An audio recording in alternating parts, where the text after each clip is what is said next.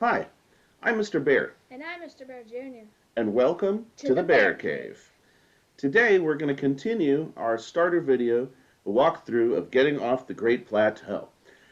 This is part 2. At this point, we've just gone to the Omen Owl Shrine, and we've gotten the Magnesis rune added to our Sheikah Slate. We're now going to proceed to the top of the tower, as the mysterious figure asked us to, and try to do some more shrines so that we can get that paraglider and get to the rest of the game. So here we are. As mentioned in their previous video, Magnesis allows us to manipulate pieces of metal, and one of the things we can do is pull metal treasure chests out of bodies of water. This one's got an opal for us, a gemstone. That'll come in useful later. Also, notice in there we have a fish. I wonder if that's something we can collect. Fishy, fishy. And, oh, caught him. Ow! Don't run from the law. We've got ourselves a Hyrule bass. That restores a whole heart when we consume it. And then we can cook it and restore even more. Let's break open these boxes as well. Drop them. Break them open. Get some more arrows for our newly found bow. Gonna take that, drop it in. Ooh, I got a nice bunch of arrows. Here we've got a rock. Some metallic rocks can get picked up. Not too much to do with this one just yet, but this can be useful for bashing monsters, and sometimes even some other cool stuff. And then I think we got one more. We have one more treasure chest to open up here. Over here. Open it up. And we got some amber. I'm hoping that's going to become useful later as well. Oh, there's another flutterby we can get. And that's one of the key things in this game, is you want to collect lots of things, because later on in the game, getting enhancements to things, you're going to want those for ingredients. And it's really nice if you've spent the early part of the game collecting those things, so that you have them when you need them, rather than going out to collect them when you need them. So here we go back, click the minus, we go back to our map, and remember in the first video we showed you can travel places. We're going to travel to the top of the Great Tower because we don't want to have to climb the whole gosh darn thing all over again. That would be pain. Indeed.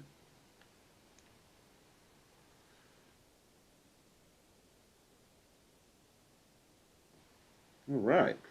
So here we are at the top of the tower, and the mysterious hobo is waiting for us. Whoa. Let's talk to him again.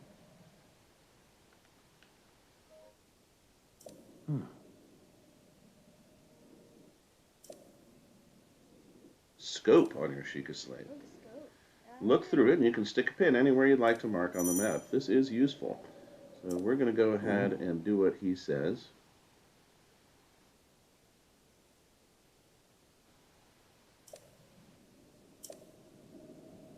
And I kind of have to, right?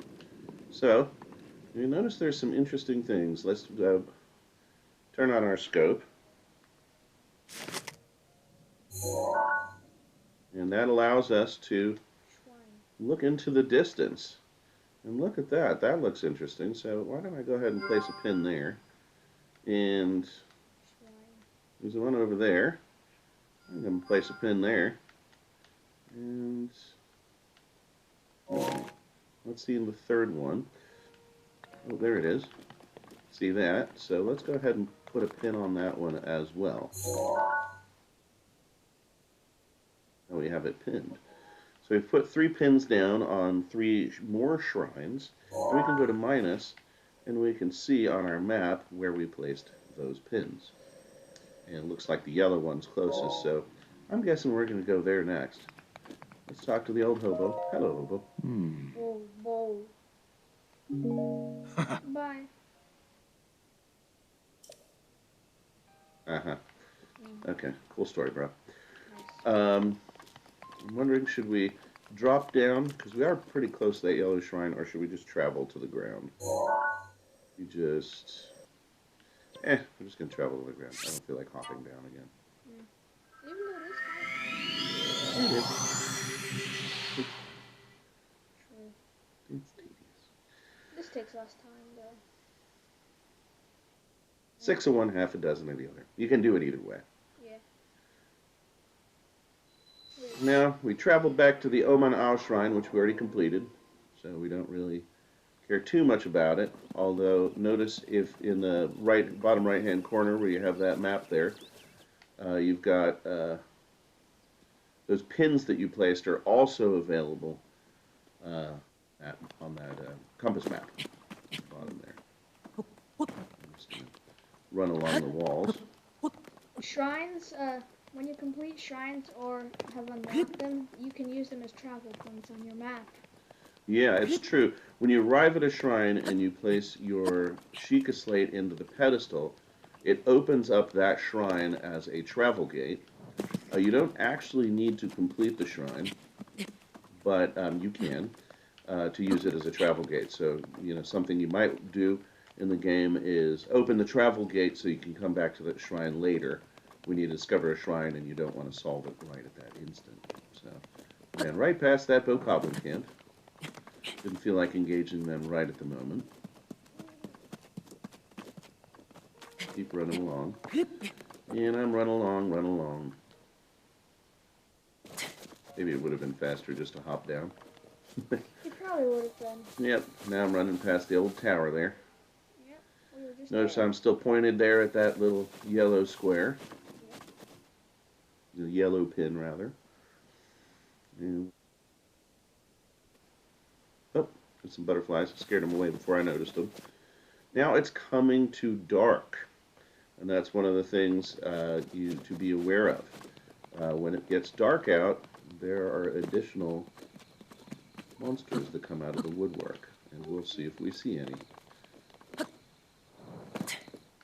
So, going towards that yellow pin. Got it right there.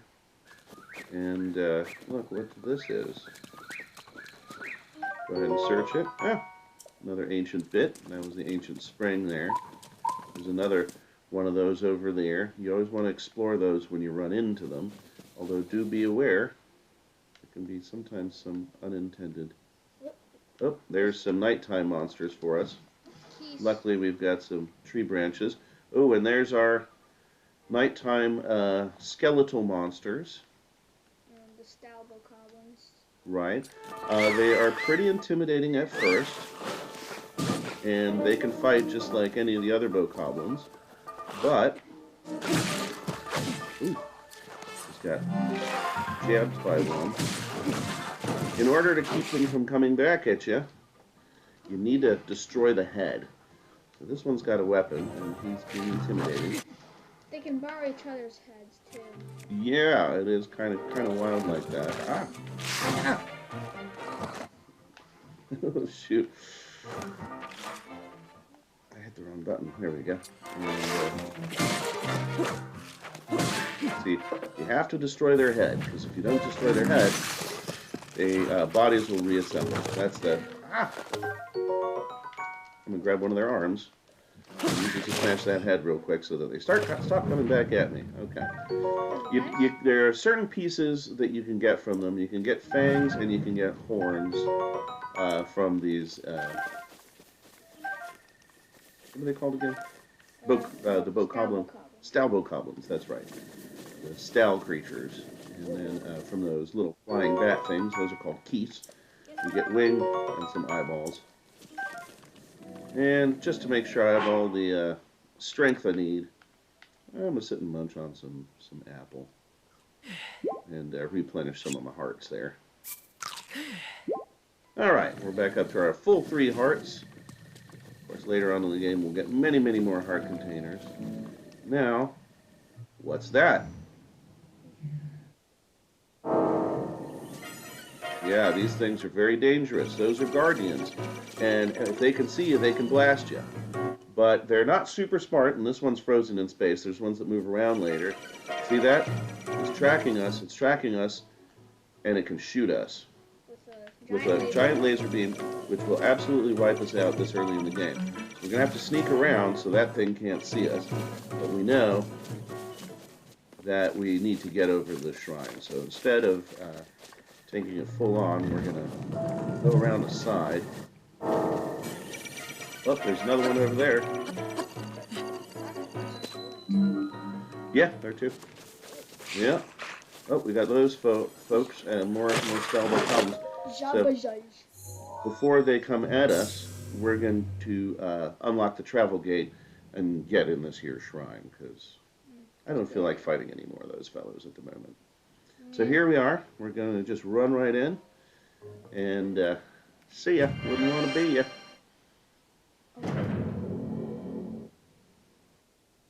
All right. And let's see what the shrine we're going to face now is.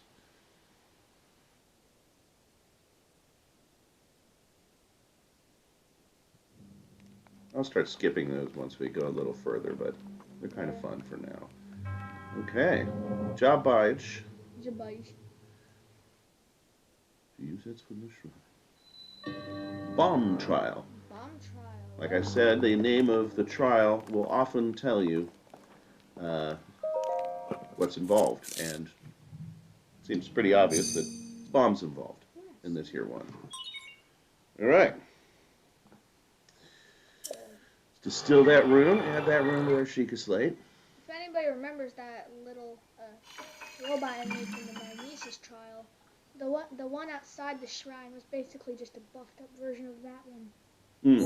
But then it was partially destroyed, so it couldn't walk around. So we have two kinds of bombs. We have round bombs and cube bombs, and those are used slightly differently. The main difference between them is round bombs roll and can be blown by the wind, and cube bombs generally stay in one place. So we're going to make sure we've got one of our bombs selected. Let's go ahead with cube bombs, because you can activate it and then drop it here. We want to kind of run away a little bit, because it will blow you up. It is a bomb. And notice that it takes a while to recharge for another bomb. So we put this down here. And we're going to run over here. And quick little hack here is actually you can switch bombs and you don't have to wait for it to recharge. And we're going to blow that up. And over here we have a treasure chest. Remember how in like the first game from the 80s, like the bombs wouldn't even blow you up even when you're right next to them? Yeah, they changed that. They figured that was silly. Oh, good job, Nintendo. You weren't around in the 80s, but there was a lot of silly things back then. I know. I played the original Legend of Zelda. Oh, not just in Zelda World. We're going to do a flat bomb so it doesn't roll.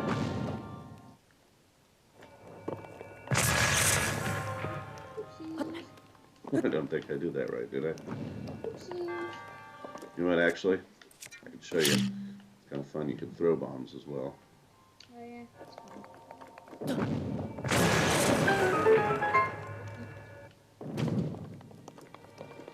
Yeah. And now we've got one of our first little puzzles here. So it looks like we've got these blocks that are flinging things. And we've got that interesting thing over there. So, this looks really fancy. But there's actually not much to this area. I'm going to walk over here and let it fly us over here. And open up the treasure chest. It didn't. We didn't fall that far. Grab another little chunk of amber. Amber is one of the more common minerals that you can get in the game. And then put that ball flinging back and forth. We actually don't need that. That's just to demonstrate what's going on here. And let's go back to our round bomb. Activate one, and we're going to drop it in this little horn thing. Push it in there.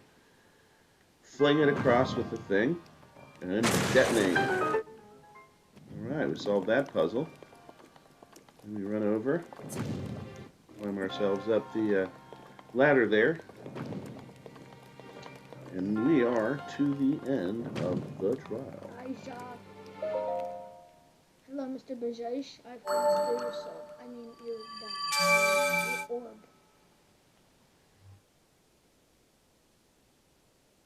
And I'm going to start skipping those just because they're the same for pretty much every shrine. Yeah. But we do get another spirit orb. Got a smile upon you as well, Baij, or By George. What is his name again? Yaborge. I mean, Jiborge. By George. By George, I'll say. All right, so we just completed the second shrine of the game. Exciting stuff. We've added the bombs to our Sheikah slate. Bombs are very, very useful. And notice that funny looking wall in front there. Oh, stop it, you two. I really don't want to fight them right now. I wanted to show about the bomb wall. I think one of them has an arrow. But I'll show you another fun thing you can do with the bomb is you can actually use them to blow things up. So if you don't have the weapons or you don't want to use your weapons, fucking bombs is a good way to get rid of something without having to use your weapons. That's all she left. And then, hold on, I want to show them this bomb wall real quick. Oh, we got a shield. Raise your shield. Shield is only useful with one-handed weapons.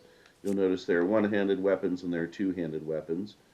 And I'm going to drop this thing because it's sort of silly.